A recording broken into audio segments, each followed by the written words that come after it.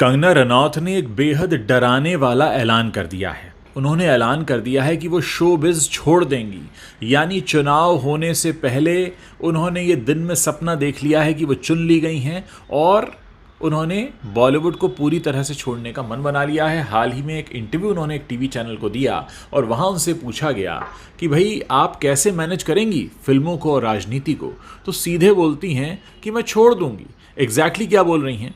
उनसे पूछा गया कि फिल्म और राजनीति को आप एक साथ कैसे मैनेज कर पाएंगी। इस पर वो कहती हैं मैं फिल्मों में भी पक जाती हूँ, मैं रोल भी करती हूँ, निर्देशन भी करती हूँ।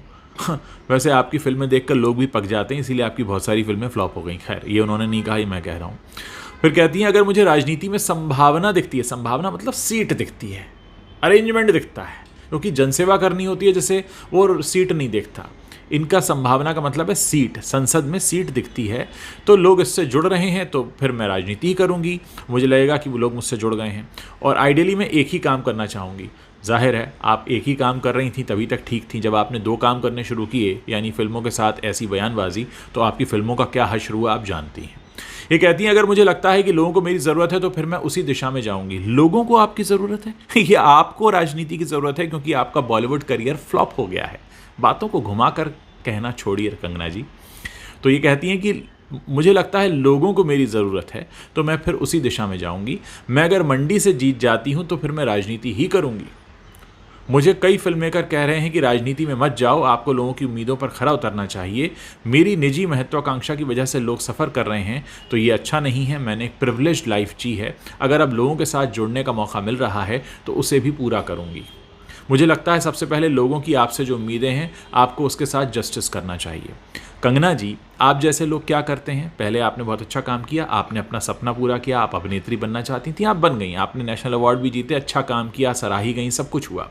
फिर आपने उसको टूल बना लिया अपने एक्टिंग के करियर को, आपने उसे टूल बनाया। फिर आपने अपनी बयानबाजियाँ शुरू की, आपने लोगों के सामने कुछ ऐसी बातें रखनी शुरू की जो आमतौर पर लोग कम बोलते हैं। ठीक है, वहाँ तक भी आप ठीक थी। फिर आपको लगा कि आपकी फिल्में लगातार गिर रही हैं, फ्लॉप हो रही हैं। पंगा हो, धाकड़ हो, कितनी फिल्में आपकी फ्लॉप हुई, कट्टी बट्टी हो, बहुत सारी फिल्में फ्लॉप हुई।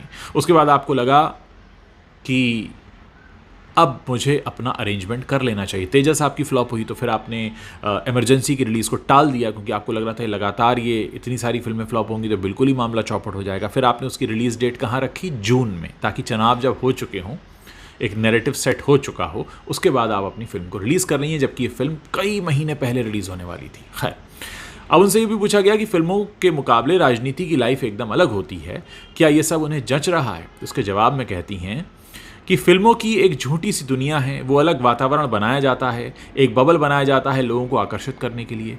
वैसे कंगना जी, राजनीति में भी यही होता है, एक बबल ही तो बनाया जाता है, कुछ बातें ही तो कही जाती हैं, जुमले ही तो कसे जाते हैं। खैर, वो कहती हैं कि राजनीति एक वास्तविकता है, लोगों के साथ उनकी उम्मीदों पर खरा उतरना है। मैं नई हूँ पब्लिक सर्विस में, बहुत कुछ सीखना है। मतलब आप सीखने के लिए सांसद बनी हैं? वाह, क्या बात है, क्या ट्रेनिंग ग्राउंड आपको मिला है। आप सांसद बनकर सीखेंगी। लोग पता है राजनीति कहाँ से सीखते हैं? कार्यकर्ता बनकर, वर्कर बनकर, ग्रास रूट लेवल पर काम करके। लेकिन इन मैडम को राजनीति भी सीखनी है तो संसद में बैठकर सीखनी है। ऐसी किस्मत भगवान सबको दे। खैर, हाँ, परिवारवाद पर तो बात करती हैं ये। परिवारवाद पर क्या बोलती हैं?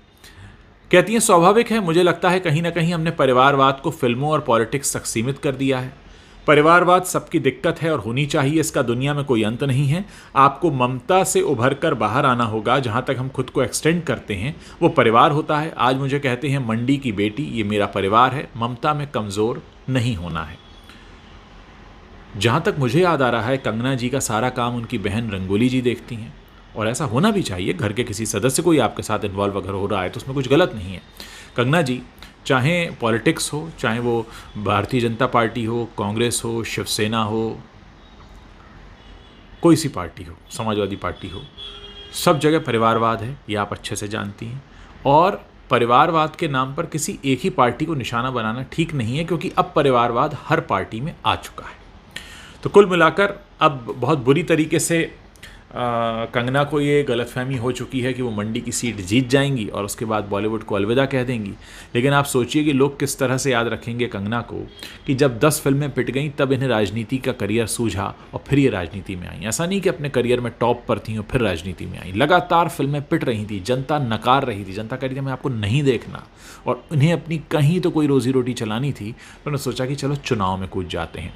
दोस्तों, मेरा एक सवाल हमेशा रहा है बॉलीवुड के अभिनेताओं से खासकर कि हमारे देश का ये जो लोकतंत्र है, इसकी जो राजनीति है, क्या ये आपके लिए एक रिटायरमेंट प्लान है? मैं पूछना चाहता हूँ सनी देओल से भी, जो गुरदासपुर से सांसद बने और फिर वहाँ की जनता को ठेंगा दिखा दिया। आप लोग इस पूरे मामले पर अपनी क्या राय रखते हैं, मेरे इस वीडियो के नीचे कमेंट सेक्शन में शेयर कर सकते हैं।